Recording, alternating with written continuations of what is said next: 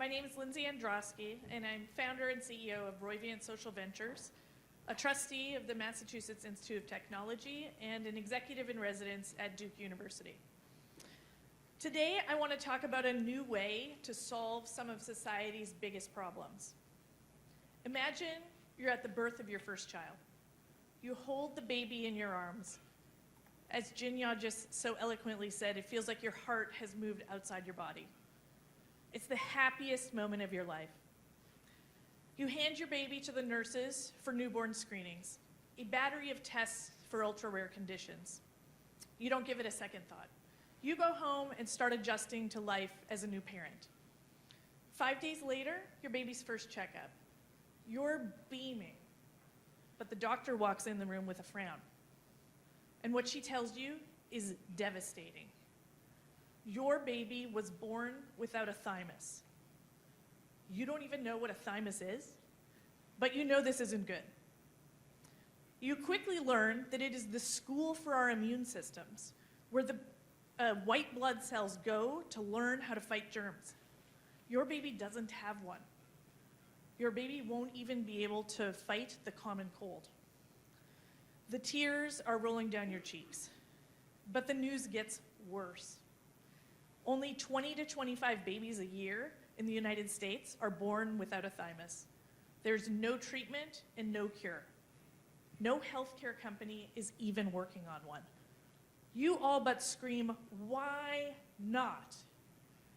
The doctor shakes her head, looks down, pauses before answering you. Too few babies are affected. Research tends to focus on the most prevalent diseases. The doctor hugs you. She's very sorry. Finally, you collect yourself enough to ask, "How long will my baby live?" You can see the pain in the doctor's eyes. Your baby probably won't have a second birthday. You just welcomed a new life into the world, and not even a week later, you were handed a death sentence. Now, don't worry. This story actually has a happy ending. 1 year ago this week, the FDA approved an amazing new treatment called Rethymic. It helps those 20 to 25 babies a year build an immune system that works. It's a medical miracle. If you were in the situation that I just described today, your baby could live. But here's the thing. That new treatment was a fluke. One of the biotech companies I launched developed Rethymic, but we stumbled on it by accident, at Duke University, actually.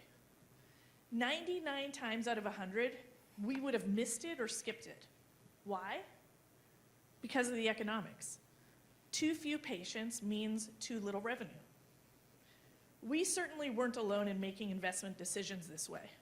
That same calculus leads drug companies and investors to avoid thousands of diseases. Across America, across the world, countless people have worse health because of these economics. Healthcare advances could help them, but it won't. It can't. The system stands in its way. And now for the worst news. This story, it's not unique to healthcare. This story plays out every day in virtually every industry, including yours. In finance, millions of Americans live outside of the banking system. They have no credit or poor credit. Some have to use payday lenders. In telecom, 2 million Texans still don't have access to broadband internet in 2022. It's a digital divide that leaves poor and rural communities disconnected from the future. It's the same sad story in energy and manufacturing and infrastructure. Everywhere you turn, you hear tragic stories where the least fortunate suffer the most. Stories that pop up way too frequently for a first world country. Today, the biggest companies are not solving the systemic problems in our society, and they probably can't. Their economic model binds their hands. It encourages them, if not requires them, to maximize profits above all else. So, let's develop a new model. Imagine combining the best of business with the best of philanthropy, pairing the expertise of a for-profit with the mission focus of a nonprofit.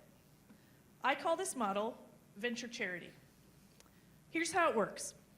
A company launches a nonprofit, but it's not your typical corporate foundation. Instead, the company gives this nonprofit a mission to solve the fundamental problems in the industry that businesses neglect. Who works on these projects? Mostly volunteers, just like lots of charities. But in this model, the company lets its employees volunteer as part of their day jobs. They can donate their time. They can work on the charity's projects for an hour a day or a few days a month. More on that in a minute. Who funds these projects? Well, donors, just like other charities.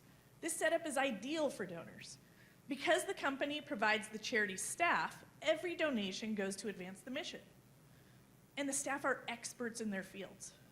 That's pretty unusual in the nonprofit world, and it's a pretty compelling reason to give. So let's recap. Venture charity is the best of business. It puts cutting-edge tools and teams on the toughest problems, and it's a way for businesses to make a real positive impact in the world. Venture charity is also the best of philanthropy. Donors put their money toward projects, not overhead, and they know that experts are on the job. When you combine these two, venture charity is a game changer. Now, I told you I'd come back to the company volunteers. Well, guess what? The venture charity model, it is also what young workers want. Today's workers feel stifled in the typical corporate structure. They are disillusioned by companies' myopic focus on shareholder returns. At most companies, social impact, if it is talked about at all, is merely lip service. This disillusionment is devastating the workforce. 1 in 4 people in the US plan to switch jobs this year. And the ones who stay? A recent Gallup poll called 50% of workers quiet quitters, people who are doing the bare minimum to collect a paycheck. Venture charity can help address this crisis. A company that sets up a venture charity is telling employees that it genuinely cares about making a better world, and it wants its employees to get involved too. What's good for your employee fulfillment is great for your company culture. By now you're probably asking, but does venture charity really work? Absolutely. The proof is the organization that I founded and lead. It's called Roivant Social Ventures. We are affiliated with a major biotech company, Roivant Sciences. We're bringing this model to bear on several major challenges in our industry, including global access to medicines. Consider just 2 of our initial projects. The first is Sunflower Therapeutics. It developed technology for simple and affordable vaccine manufacturing that can be used in developing countries. We invested, funding a commercial prototype that has now been built and sold. Volunteers helped Sunflower design a business strategy that could attract global partners. Sunflower now has a product ready for prime time that has attracted for-profit investors. We helped Sunflower get to the point where they can deploy this solution globally. It's a similar story with the Global Gene Therapy Initiative, a group we co-founded. GGTI, as we call it, is focused on gene therapy, some of the most advanced medicines that exist today. There is no chance of gene therapy ever being made available to anyone but the wealthiest people or the ones with the best insurance under the current business model. GGTI is changing that. We took a low-cost and relatively simple device and adapted it so that hospital workers worldwide can manufacture gene therapies on site for patients. We started with HIV and sickle cell disease and top hospitals in Uganda and India. Within the next 2 years, we expect to be treating patients there. Both of these examples could greatly expand access to medicines, yet neither attracted sufficient investment or attention before now. That's the power of venture charity, and not just in healthcare. Remember the examples I used earlier? Think back to finance. A bank could use venture charity to assist innovative tools that can reach people who aren't in the traditional banking system. Think back to telecom.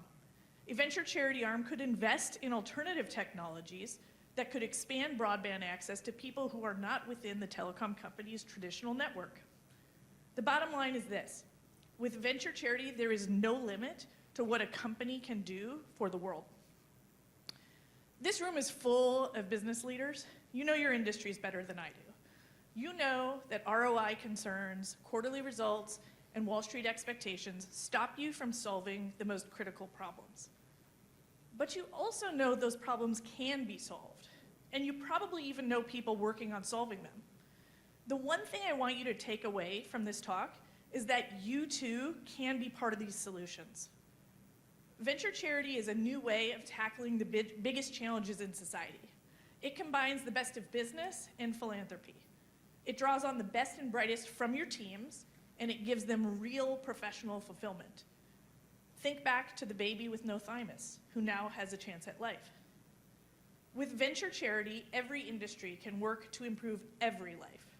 So, what are we waiting for? Thank you.